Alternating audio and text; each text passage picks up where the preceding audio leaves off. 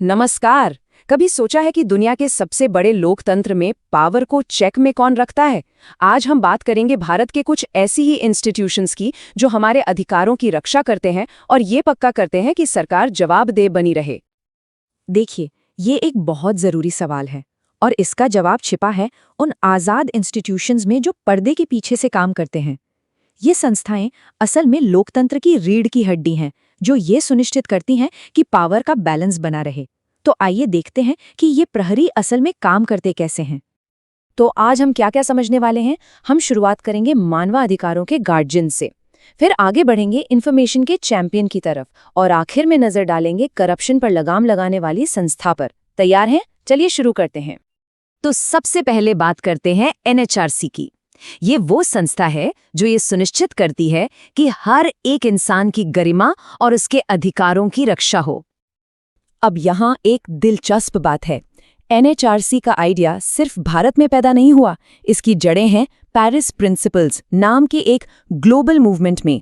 ये दिखाता है कि कैसे भारत ने ह्यूमन राइट्स की रक्षा के लिए इंटरनेशनल स्टैंडर्ड्स को अपनाया और उन्हें अपने देश में लागू किया।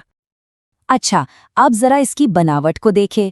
इसमें सिर्फ जज ही नहीं होते, इसमें एससी, एसटी, माइनॉरिटीज और विमेन कमीशंस के चेयरपर्सन्स भी शामिल होते हैं, जिन्हें हम एक्स ऑफिशियो मेंबर्स कहते हैं।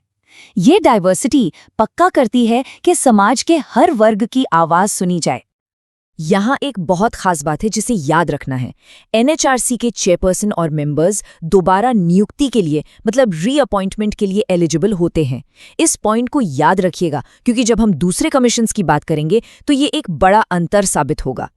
लेकिन अपने इतने जरूरी रोल के बावजूद एनएचआरसी की शक्तियां सिर्फ सलाहकार हैं, मतलब एडवाइजरी।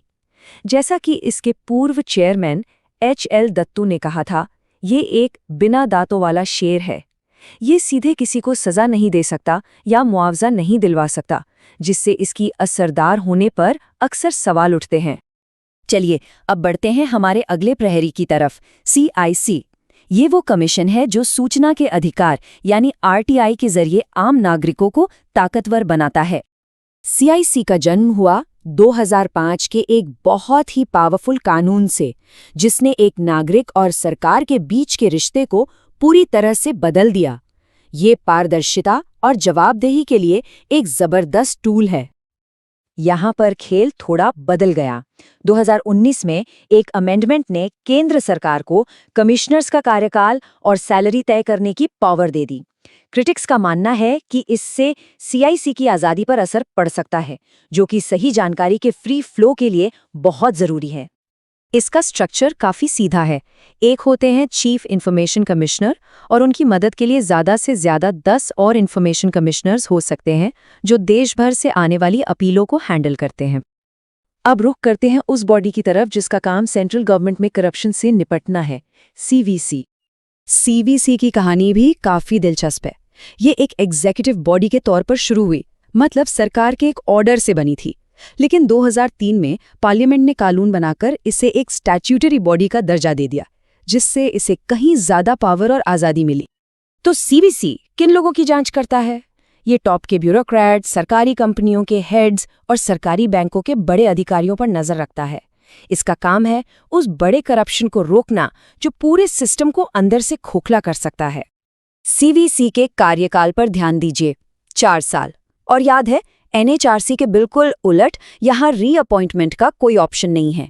ये एक बार का मौका वाला नियम कमिश्नर्स को बिना किसी डर या लालच के काम करने की आज़ादी देता है।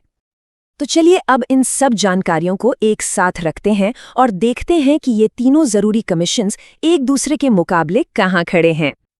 अब इस टेबल को जरा ध्यान से देखिए। सबसे बड़ा फर्क क्या है? उनकी पावर में। एनएचआरसी और सीवीसी की सलाह सिर्फ एडवाइजरी है, मतलब वो सिर्फ सिफारिशें कर सकते हैं। लेकिन सीआईसी के फैसले कानूनी तौर पर बाइंडिंग होते हैं, उन्हें मानना ही पड़ता है। अगर सीआईसी ने कहा कि जानकारी देनी है तो डिपार्टमेंट को देनी ही होगी।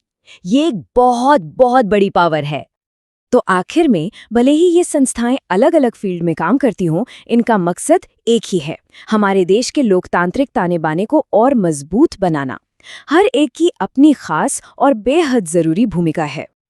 तो हम यहाँ एक ज़रूरी सवाल पर आकर रुकते हैं। हम इन पहरी संस्थाओं को आज़ाद और शक्तिशाली कैसे बनाए रख सकते हैं, और साथ ही ये भी कैसे पक्का करें कि वो खुद भी जवाबदेह हों। ये एक बहुत ही नाजुक बैलेंस है, और इसी बैलेंस को बनाए रखना ही एक जिंदा लोकतंत्र की असली पहचान है। इस पर सोचिएगा ज़रूर।